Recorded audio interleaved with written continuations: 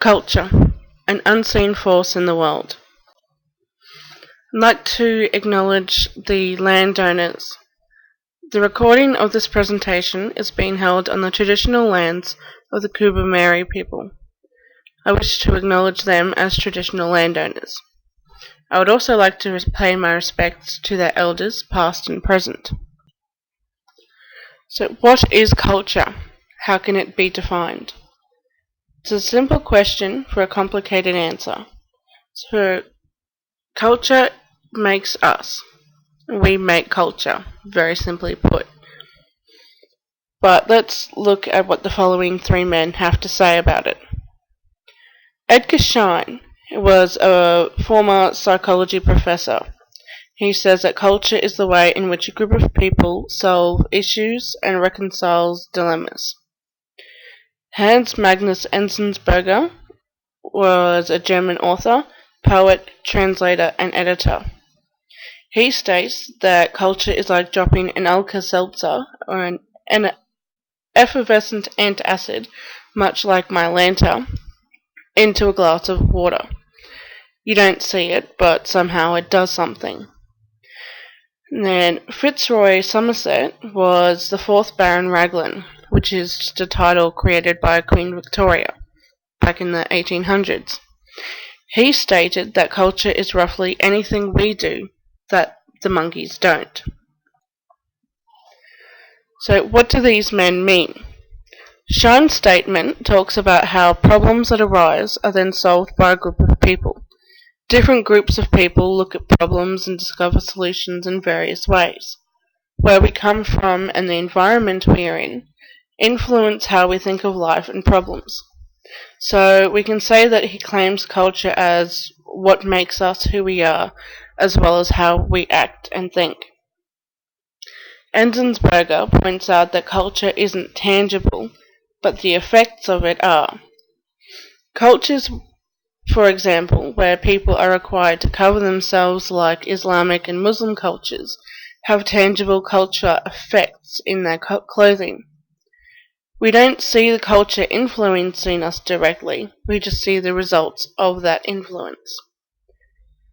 And finally, moving on to Somerset's statement, he claims that culture is a human-specific ideal, not extended to animals. Coming from the 1800s as he did, animals were seen as mindless beasts with no self-awareness or purpose. Humans, on the other hand, were civilized beings, and culture was one of the many things that separated us from the animals. However, in modern thinking, it could be said that animals do possess their own culture. For example, wild animals have a different culture to domestic animals. Dogs would have different culture to cats, and abused animals would be culturally different to pets treated as family. Modern thinking makes it possible to disagree with Somerset's statement. Much of our culture is changing with the times. Looking at society through history clearly shows this. We have evolved from simple beings with simple desires to very complex beings with the ability to actually reach for the stars, thanks mostly to the progress of technology. Technology is wired into almost everything we do. The simple technology of a pen, for example, gives us so much, from writing notes for study, drafting documents for work, to signing contracts that change lives. Then we take a look at the more complex technology involved in, for example, communication. Where it once took weeks and months to deliver a single letter, we can now send an email or text in mere seconds and have the weekend barbecue organized in as little as 5 minutes. On holidays, we can keep friends and family updated with photos and emails without having to wait until we get home or the weeks it might take for a postcard to arrive. As companies continuously discover new technology, our lives adapt to accept it, and our culture adapts along with it. Relaxation culture is varied and always changing as well, with numerous physical activities and entertainment choices. For example, television and movies are quite popular, with new shows and movies being released almost all the time. As Australians, we might have noticed much of our shows come from America, and this can change the way we dress, the way we talk, and the way we interact with each other. Shows such as The Simpsons have entertained us as adults and children alike. Crime shows like White Collar and its sister show Burn Notice challenge our minds, while shows such as The Voice and Idol make us dream of being a star. It should be noted, however, that Europe is producing shows and movies worth mentioning due to increasing popularity worldwide and in Australia. SBS brings many shows to us from around the globe. The United Kingdom, in particular, provides many entertaining shows such as the comedy of Little Britain, the automotive documentary style series Top Gear, and then, of course, Doctor Who, which has had an almost cult like following since 1963. Another culture that is always changing, even if it's only experienced briefly, could be referred to as holiday culture. What we experience, how we act and think on holiday.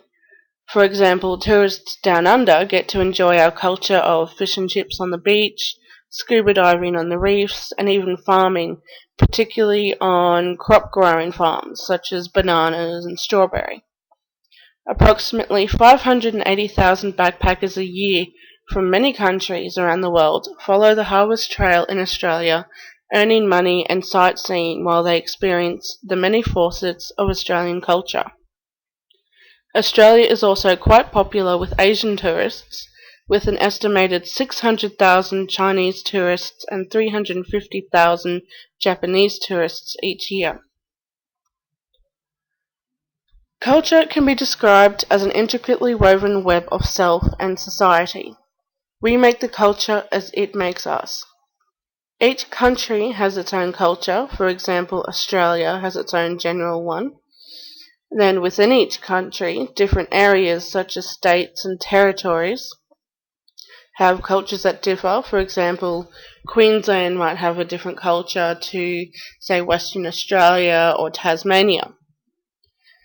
If we delve deeper, regions within these states differ culturally, like city, coastal towns, and rural regions. So to further display this, we can compare a rural farmer from outback Queensland to a person who lives in the city Paris, France, and see how vastly different their cultures are. Of course, we can dig even deeper to look at individual business culture, schools, and even family and the individual person.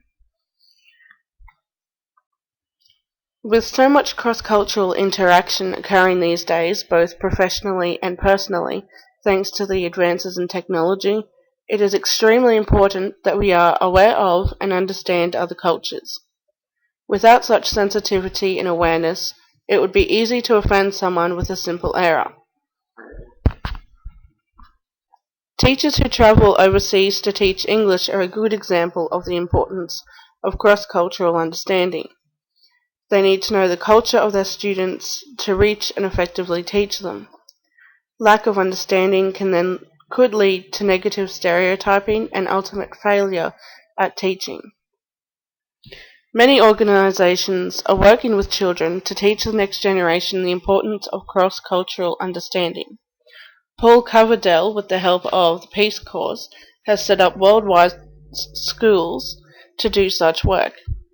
They work with kids from kindergarten right up to grade 12 in Africa, Central and Eastern Europe, Asia, the Pacific Islands, Latin America, and the Caribbean.